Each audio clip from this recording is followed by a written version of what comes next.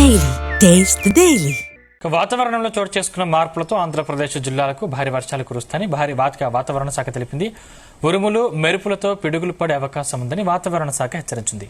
బంగాళాఖాతం తీరాన ఉండే విజయనగరం, శ్రీకాకుళం, విశాఖపట్నం, అల్లూరు జిల్లాల్లో భారీ వర్షాలు కురుస్తాయని హెచ్చరికలు జారీ చేశారు. కోనసీమ, గుంటూరు, బాపట్ల, పల్నాడు, ప్రకాశం, నెల్లూరు జిల్లాల్లో ఓ మోస్తరు వర్షాలు కురుస్తాయని ఆరెంజ్ అలర్ట్ జారీ చేశారు. అలాగే తిరుపతి, కర్నూలు, నంద్యాల జిల్లాల్లో తేలికపాటి వర్షాలు కురుస్తాయని ఎల్లో అలర్ట్ జారీ చేశారు. భారీ వర్షాలను దృష్టిలో పెట్టుకుని ప్రజలు అప్రమత్తంగా ఉండాలని వాతావరణ శాఖ అధికారులు హెచ్చరించారు.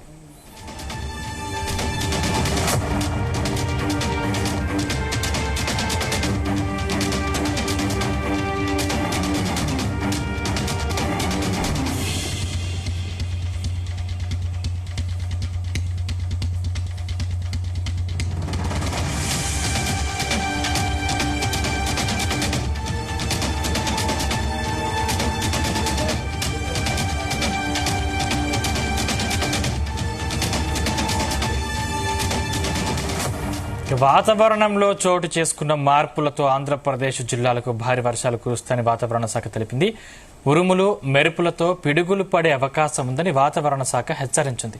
బంగాళాఖాతం తీరాన ఉండే విజయనగరం, శ్రీకాకుళం, విశాఖపట్నం, అల్లూరు జిల్లాల్లో భారీ వర్షాలు కురుస్తాయని హెచ్చరికలు జారీ చేశారు.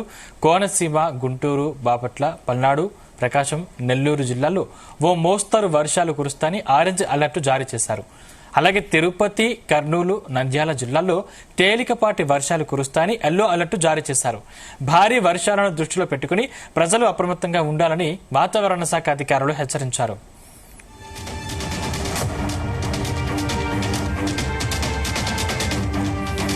ఇదే అంశానికి సంబంధించిన మరింత సమాచారం మా ప్రతినిధి యశ్వంత్ అందిస్తారు. యశ్వంత్, శివ, సందీప్, వర్షాలు అయితే మాత్రం మరొకసారి ఊపందని చెప్పవచ్చు. ఏపీని మాత్రం వర్షాలు వేయట్లేదు చెప్పవచ్చు.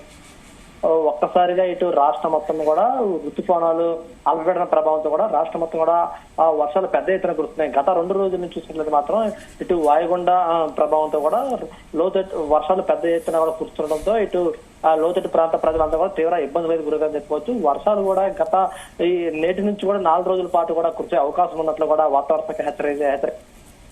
దీంతో పాటుగా ఎప్పటికప్పుడు కూడా వాతావరణ అంశాలపై కూడా జిల్లా అధికారులు కూడా, కలెక్టర్, అదేవిధంగా జిల్లా అధికారులు ఎప్పటికప్పుడు కూడా సమావేశాలు ఏర్పాటు చేసుకుంటున్నారు. దాంతో పాటు కూడా ప్రజల్ని లోతట్టు ప్రాంతాలు, అదేవిధంగా ఏదైతే సమస్యాత్మక ప్రాంతాలు ఏమైతే ఉన్నాయో ఆ ప్రాంతాల్లో ఉండకుండా చూసేలా కూడా అధికారులు అయితే చర్యలు చేపడతామని చెప్పుకోవచ్చు. ఇప్పటికే కూడా ఈ వర్ష ప్రభావంతో కూడా రాష్ట్ర వ్యాప్తంగా కూడా అడుపుదొడుపుగా పెద్ద ఎత్తున వర్షాలు కురుస్తున్నప్పుడు కూడా ఇటు మరోసారి చూసుకుంటే మాత్రం గాలిదుంతో కూడినటువంటి వర్షాలు పెద్ద ఎత్తున కురుస్తాయని చెప్పుకోవచ్చు. అదేవిధంగా కూడా ఇటేపు ఏదైతే ఈ వర్ష ప్రభావం ఉన్నప్పటికీ కూడా ఇటేపు ఈదురుగాలతో ఉన్నటువంటి గాలితో వర్షాలు రావడంతో కూడా పిడుగులు కూడా పెద్ద ఎత్తున పడుతున్నాయి. దీంతో కూడా ప్రజలు కూడా ఎక్కడ కూడా చెట్ల కింద, అదేవిధంగా కూడా ఆ విద్యుత్ పోల్స్ దగ్గర కూడా ఉండకుండా ఉండేలాగా జాగ్రత్తలు తీసుకోవాలని చెప్పేది మాత్రం కూడా అధికారులు హెచ్చరికలు చేస్తున్నారు. దీంతో కూడా రానున్న 4 రోజులు కూడా అతి నుంచి అతి భారీ వర్షాలు కురిసే అవకాశం ఉన్నట్లుగా చెప్తున్నారు.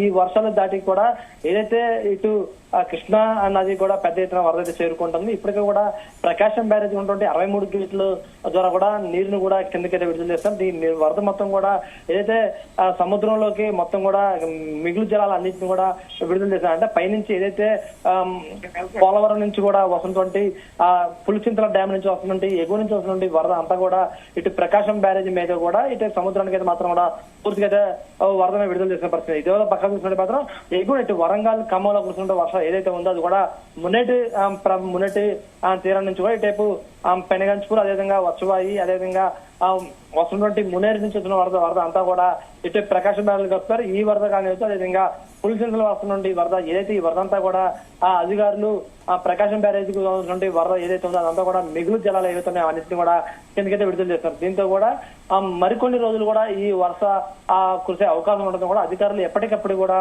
చర్యలు అయితే జాగ్రత్తలు తీసుకున్నారు కూడా చెప్పుకోవచ్చు. మన సంది రైట్, థాంక్యూ యశ్వంత్.